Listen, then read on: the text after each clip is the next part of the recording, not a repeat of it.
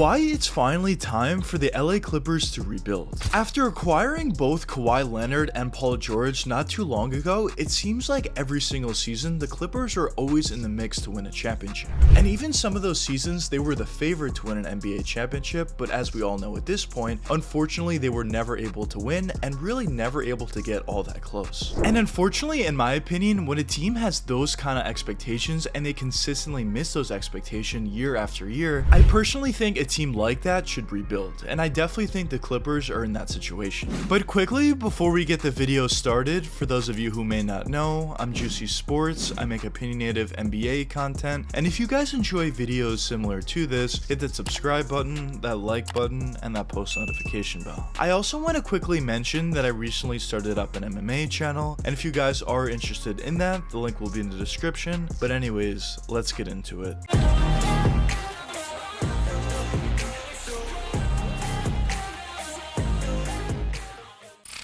When the LA Clippers originally acquired both Kawhi Leonard and Paul George, the expectations for this team was through the roof. Kawhi Leonard was just coming off a championship victory with the Toronto Raptors, where he individually looked like one of, if not the best players in the NBA, and although Paul George didn't necessarily have the most playoff success with the OKC Thunder, he still was a guy that was playing extremely well basically each and every season. And originally when those two came together, people saw them as championship favorites right out of the gate. Not only due to the fact that the Clippers just added two guys that were absolute superstars, more specifically Kawhi Leonard, but also when you looked at the rest of the roster that the Clippers had, they actually had a ton of depth, both in their starting lineup and also coming off the bench. And people just saw the Clippers as the most complete team in the NBA from top to bottom. And early on, things actually looked pretty good for LA. Although their main two stars in Kawhi and Paul George weren't necessarily as healthy as you would like to see, more specifically Kawhi Leonard, at the end of the day, the fact that the Clippers had so much depth on the roster was a huge reason for why the Clippers were able to keep themselves afloat and why they were still able to be one of the better teams in the Western Conference going into the playoffs. But once the playoffs did start, the Clippers had their first round matchup against the Dallas Mavericks, and going into that matchup, I would say the majority of the people thought the Clippers would win that series relatively easily. And the Clippers did end up winning that series in 6 games. Their star players look really good, their bench unit looked really good as well, and the Clippers just looked like a team that was poised to make a deep run in the playoffs. But going into their second round matchup against the Denver Nuggets, people definitely saw this as a much closer matchup, as the Nuggets played extremely well during the regular season and they were also playing really good basketball in their first round matchup. But at the end of the day, similar to the Dallas Mavericks matchup, the Clippers were definitely the favorite. People just saw them to have the more talent in their starting lineup and also just saw them as a deeper team overall.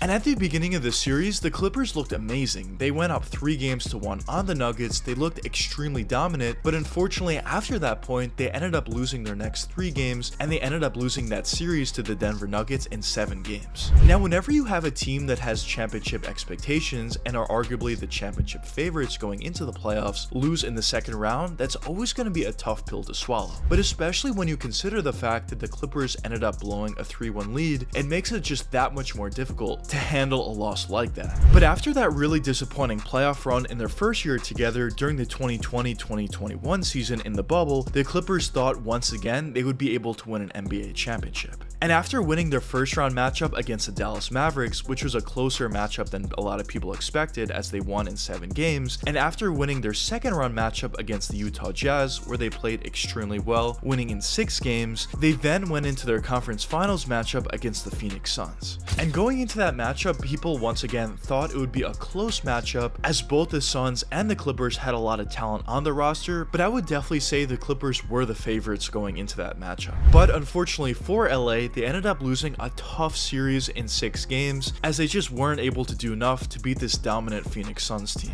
And after their first 2 seasons of being legitimate championship contenders and coming up short both seasons, a lot of Clippers fans started to become concerned about this overall team. But unfortunately, after those couple seasons of coming up short, things didn't get better from them after that. As the season following, Kawhi Leonard was out and the Clippers even missed the playoffs, and the year after that, which was last year, the Clippers definitely did struggle a little bit more during the regular season, but unfortunately in the first round matchup against the Phoenix Suns, the Clippers ended up losing relatively easily after they lost their star player in Kawhi Leonard early on into that series. And that brings us to the point where we're at today. After around 4 or so seasons of the duo between Kawhi Leonard and Paul George being together, the Clippers still haven't done all that much in the playoffs, and really the farthest they ever got with this duo was make it to the conference final, but didn't necessarily have an extremely competitive series in that matchup. So the question at this point is, should the LA Clippers finally move on and trade away some of their main guys and head in the direction of a full rebuild? Well, in my opinion, I definitely think the answer to this question is yes, and I feel so for a couple different reasons, but the first reason that I want to touch upon has to be the lack of playoff success over the last 4 seasons. Because whenever you're bringing in players of the caliber of Kawhi Leonard, who's clearly one of the best players in the NBA, alongside with Paul George, who's clearly a star player out there, and you put both of those players on a roster that's otherwise very deep, of course you're going to expect them to win an NBA championship.